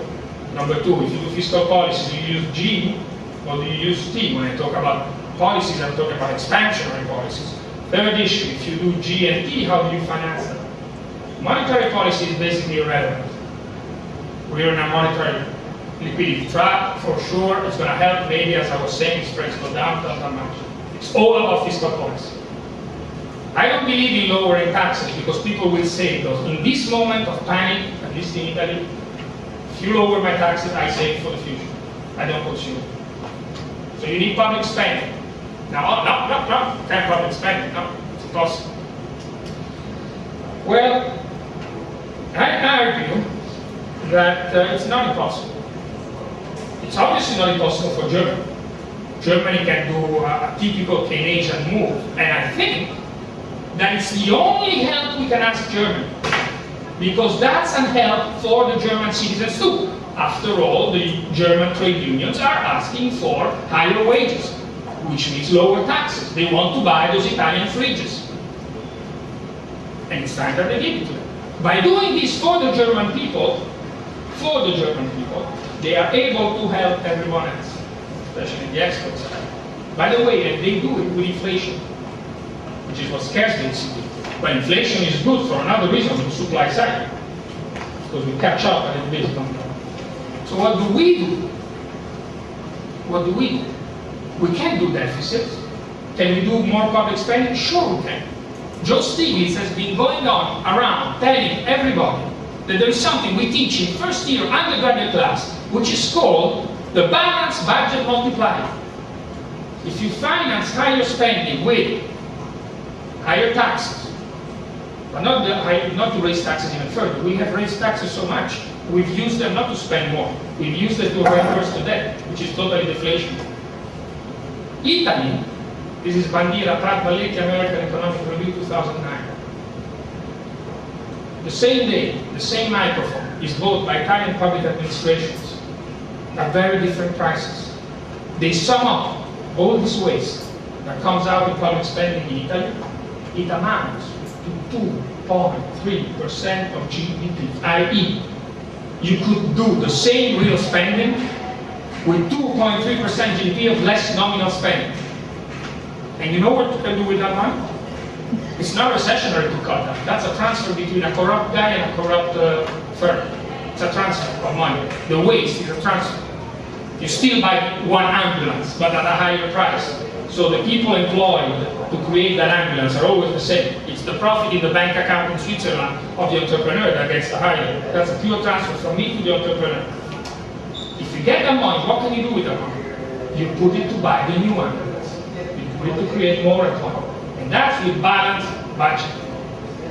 So basically what I'm saying is, we can't do a transfer union. I am surprised by how little we are studying the only relevant, successful, geopolitical example of a monetary union done for the same reasons we're doing it. It's called United States of America. The United States of America, it started in 1790. In 1930, 140 years ago, one war after, they decided to centralize fiscal policy. Why? Because states were totally against it. Talk about sovereignty.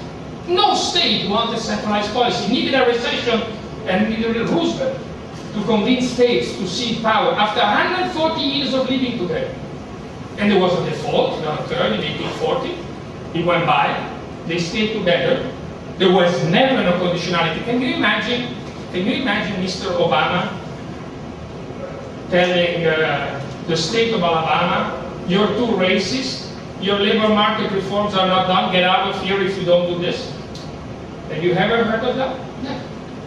Why? Because the cultural project is the key priority. Then everything turns around there. We have to keep Alabama. Alabama will always be the most racist state, but they have something that values for the union. We keep it in. Slowly they will become less racist. Can you make Greece and Italy become like Germany in one day? No, you can't. Do you want Greece and Italy to become like Germany in one day? No, because the strength of the United States of America, it's its difference, its cultural difference. We want to keep the differences. We don't want. One state. They were not at the beginning.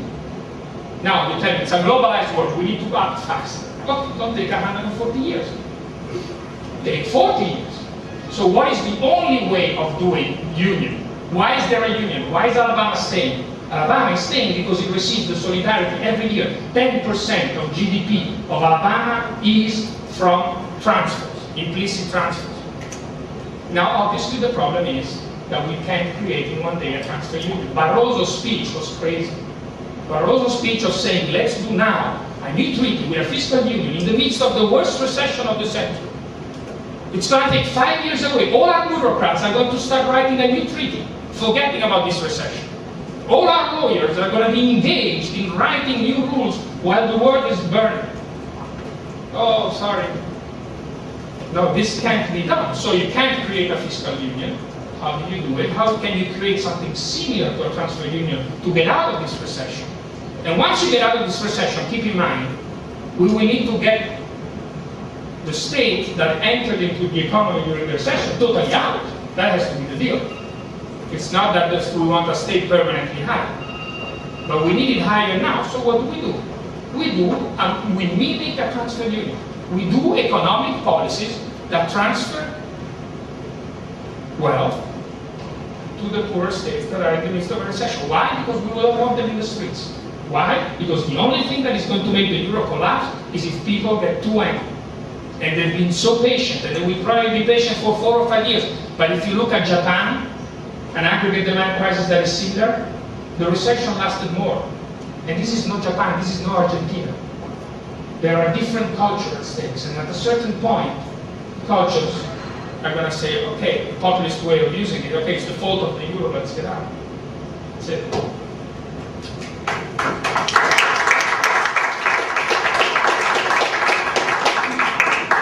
Again, very briefly, and to quote your former Prime Minister, with an Italian exit be a blasphemy. It is a blasphemy for a political reason, because I agree. Correct. I agree with Max. I mean, this is a project for our children and the children of our children. And once you're out of the euro, you're out of Europe in a sense, because the blaming will start. Because Merkel is like Hitler, she forced us out. And at that point, even the trade relationship with Germany are going to go down the drain. If you get out of the euro, you get out of Europe. And if you get out of Europe, you get out of the only relevant project we've built since World War II. Do we want to do that? No, I'm sorry, I don't want to do that. So it's normative, but also positive in a sense. And that's a very good question. I'm not sure they want to do that. You want to do what? Germans want to do that. I have questions from my side, one from this side. Please try to keep it really brief because we're Gustavo, thank you so much for an excellent presentation. I also thought that you took several leads from my presentation, but that's okay. I can take it. My concern here is that we are systematically misleading the crisis. We're confusing two things. We have a currency union that was put together for reasons of political experience. It's the exact same reasons that the United States created a monetary union in the middle of the Civil War. Each state had its own dollar. And as a matter of fact, there was no central bank either to intervene and provide liquidity in the banking sector or bailout the country until 1913. The central bank was Junius careful more than an individual, a vastly wealthy individual and banking magnate and clever. So we know all that. And we also know that we built a monetary union with no institutions to absorb shocks, and also that the other crises that we allude to, the Italian exceptionalism, the Greek exceptionalism, the Irish exceptionalism, systematic failures of governments, that's what they are. They would exist in any case. Ireland would have problems with Anglo-Irish, which was not systematic at all for the Irish financial system, with all due respect, Gavin, because guess what? These guys financed the Republic and Fianna Fáil for 7 decades. Same story in Cyprus. In order not to mention how close our interest was with the Italian government of the day, whatever is the government. So here we have a political project, and each member of the table, each member of the union has a negotiating card.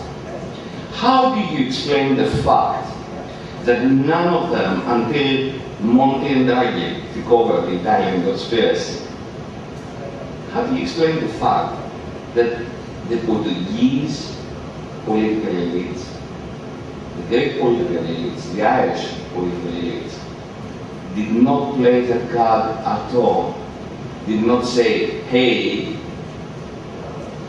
I have bargaining chips on this game, and this is a game of poker. I'm not going to reveal to you whether I intend to stay or go. All we know is that I cannot stay unless you finance me to stay, and if I go, it's going to be catastrophic for you as well. So we have a prisoner dilemma here. Why do you think they played their negotiation cards so badly, or not at all? I don't know, it's a good point. I think because they're small.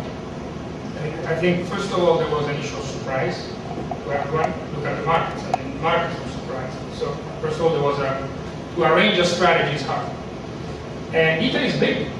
And frankly speaking, Germany basically called up our President of the Republic and said, we need a new Prime Minister here because this is really serious and we're going to bargain with this guy. And we're going to give him a little bit of what he wants.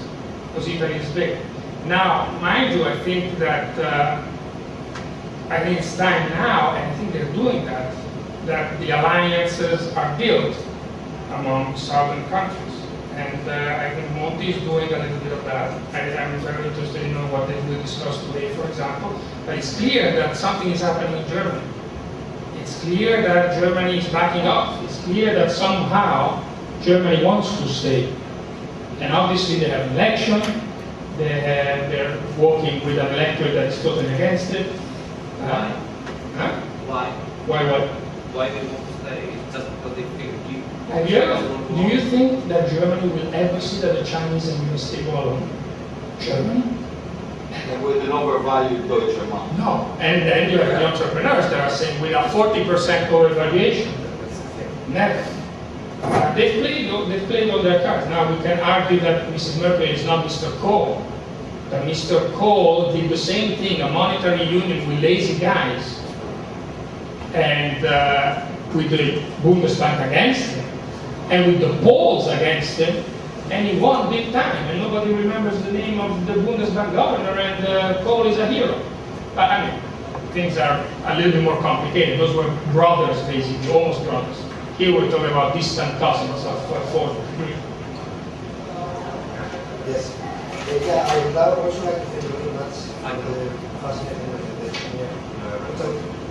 I would like to connect also the other two presentations very briefly. So it's a story about the dangers you have to get thrown out of the classroom, either if you are a bad pupil, doing everything wrong, as Greece, or doing a good guy, as Ireland did, or without understanding how we arrived at the situation, more or less, which is more or less the Ghanaian. And I just wanted to illustrate the importance of accountability, sovereignty, as Vasilis in a way described it. And on that note, for example, I would agree with Professor Matsakanis in this sense that it's not a matter of sovereignty that much, but it's a matter of accountability and the extent to which you actually do have a lay parliament and the extent to which we can get some credibility for the Pro-EU project. So the question that I have is, I don't like the scenario that, let's make me Florida of the US. Because I don't want this to be, I would like to be able to find a way to solve my problems, because I don't want to run under a clientelistic, corrupt system which will be saved by some invisible hand within a more regulated EU layer of general EU federal governance. And the question is, how can I do this? How can I maintain myself in this block, in this lobby in a way, and being useful in a way, not just so for example, you cannot.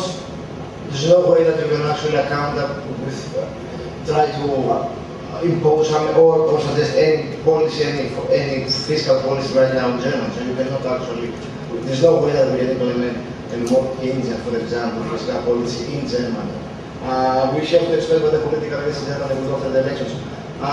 So the question is, for Ireland, it was a discussion about the philosophy, the markets, for example. We built very much into the markets. We found ourselves betrayed in a way by the market themselves. However, in Ireland, you had a very clear case of accountability. When you win the elections, you were able to ask to throw the rascals out, and now it's quite easy to sort of accept the imposition of these regulations. In Greece, you didn't have that, so you had 3 bitter years of trying to reconcile between pragmatism and the lack of accountability.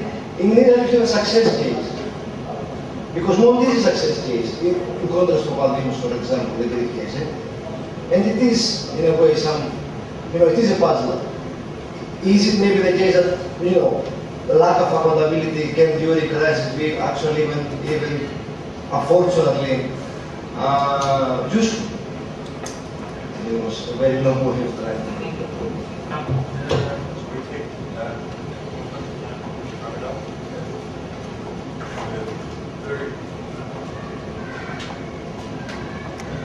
Going back to the question, does Germany want that? Why do they want to stay in Europe? Yesterday in Brussels, I met with Mr. Hatzimarkakis, and of course we have the opportunity after lunch to ask him this question.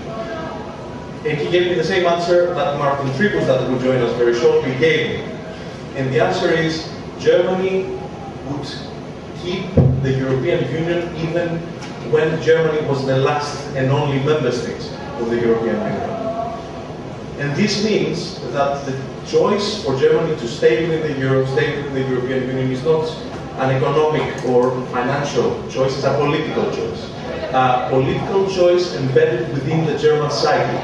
And that's, even this crisis, I don't think, can change that. And this explains surely why Mrs. Merkel changed or seems to change her stance and getting prepared to essentially advocate the European and play the European card in the next election, because she knows that unless she does that, she will not, and the CDU, survive the next elections.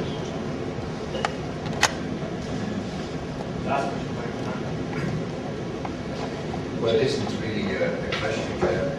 Do you need some points that I think are absolutely important for our discussion here, for today and tomorrow? The first one would be, and I think we tend not to see something which I think is absolutely fundamental, which is the fact that because of the crisis, Europe has a chance for a better future in terms of political unity. But not Europe as we know it. Not Europe as we know it, but Euroland.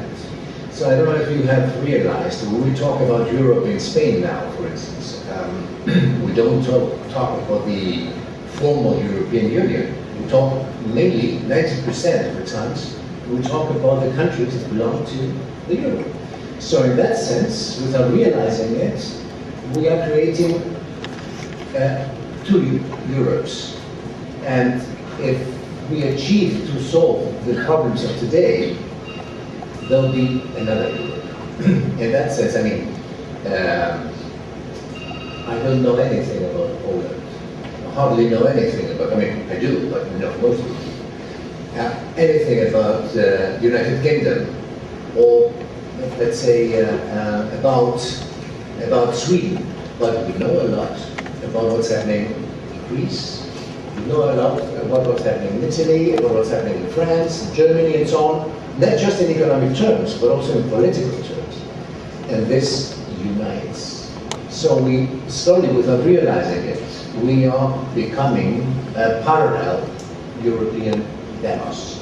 And I think what you said it before, I think it was very graphic. So what are we doing here? We would be here if we would want to create something in common. And I think that's why there are hardly any people representing other European countries, right? From outside of the Euro. So in that sense, I think that's a key point. And I think this challenges us all, and we must take this into consideration. Second point that I would like to make, I absolutely agree with your main thesis. Austerity policies are throwing us into a never-ending crisis, which will end in a national political disruptions, in dramatic national political disruptions. And I don't know what we're waiting for to change the main focus, because this is precisely what we have perceived in Spain. We are relatively newcomers into these austerity policies, but what we've realized is no matter what we do, the markets are still there, penalizing us. Why? Simply because we realize we're not going to grow. And if we don't grow, we won't pay back our debts. So this is a vicious cycle, that sees no, and this depresses people. So this alienates people, they delegitimize the whole system, not because they have to do sacrifices, but because those sacrifices are useless. So, and I think this is, it doesn't matter for you to do a sacrifice. Of course it matters. But, you need a future. You do it for something. There must be a goal. And when you realize, there's nothing that you can do, so why the hell? And this brings us to political nihilism, and this is absolutely dangerous, populism, and so on. We know about this. But I would like to finish with three news which I think are very positive from this last summer. First, the decision of the German Constitutional Court, which has solved something that was very much alive within German public opinion, particularly, which is the fact, we are breaking our democratic system if we do what the rest of the Euroland tells us to do. And so now they have no legal excuse, no constitutional legal excuse in order to do what they ought to be doing. And I think this has also changed the mood somehow. Of course, Merkel is playing with, it's still a very tricky game, which is on the one hand, and we saw it when Samaras went this summer, to visit her. And when she went to Spain, and she has made all the ground, which is, I'm the good cop, right? And Weidmann is the bad cop. So she has two languages, one for inner consumption, which is, we'll be strict, no Eurobonds inside forever, but on the other hand, okay, we'll help you. I understand your suffering, I understand your social problems. So that's what she's been saying. So in that sense, I think there has been a shift in German approach, which I think is quite interesting. Second thing that I think it's very important was, of course, Draghi's decision in order to put in money to lower the spread, particularly of Italy and Spain. This was unacceptable. absolutely unacceptable. There's no way. I mean, we have to finance ourselves at 6-7%. I mean, what's the use? What's the use of any kind of reform? I mean, this had to be done if there had to be a future for the euro. And then the third, which is strictly political, but which I think it's symbolically very important because it changes the whole debate in some of the, let's say, richest euro countries, which was the Dutch elections. The elections in the Netherlands. I think the fact that pro-European parties won is symbolically absolutely important. And if you put these three things together, then I think we have changed somehow the picture. And I would have sustained a far more pessimistic opinion on what's going on in the next future if it weren't for these facts that happened, you know, just in a couple of weeks ago, almost. So in that sense, I think we do have a chance. And I think we have also slowly realized that, and I agree fully with what you said, which was the last point, that there's no euro without Greece. And I think that's the first time, you know, in months, in almost a year, that everyone is starting to think exactly the same. And I think this was absolutely necessary because, you know, all the other economies were always under the threat that if Greece is out, then the domino effect is unavoidable. And so this has created, I think, the expectation of more activity on part of Germany, which is absolutely necessary. And I think Germany has already taken a decision to let Greece in, and that changes the whole picture. As you see, it wasn't a question really, but it was a answer. I thank you for your presentation. Wrap things up with a very short comment again. Short question and some final remarks later. That thing, you know, no, first you put out the fire and then you restructure the house. Reforms are impossible to do right now. So it's obvious that the sooner we get out of here, the sooner the issue of competitiveness, balance of payments included, but not only that, because beyond reforms, there's a huge amount of well-being issues. I mean, it's obvious that we don't like to live with corruption. It's pretty amazing. One of the most incredible graphs I've seen. I would have loved the European Commission, instead of talking to me for 15 years to Italy. No, your deficit is 3.1% of GDP. This is unsustainable. You need to take it to 3.0% of GDP. And all our public employees for 10 years have done window dressing of accounts to satisfy the European Commission and have not thought about the larger issues, because Europe was not behind the largest issues.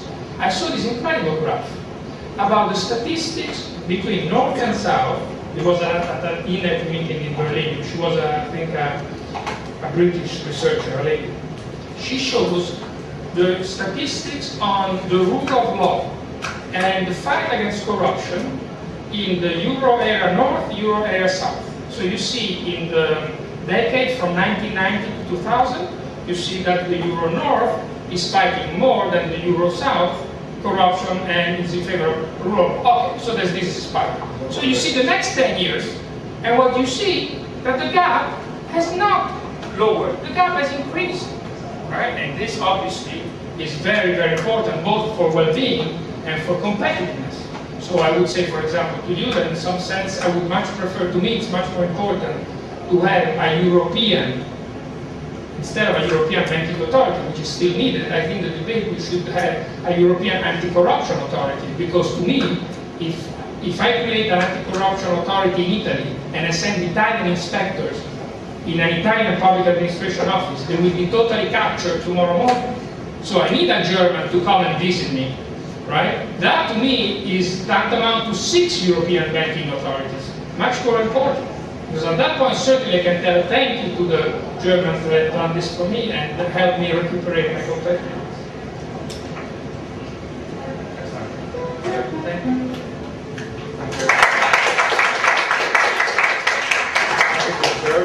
Before we break off, I think we have some Yes, exactly. So this is actually I would like to ask you to spend 5 minutes during this break. I know we already have short During the day. During the day, actually, to fill this questionnaire, which of course, as you can understand, will only be used for our meetings and for the blog, completely confidential. So I will leave it on the table, and then if you would like to, just when you feel you need, just give it to me. Thank you very much.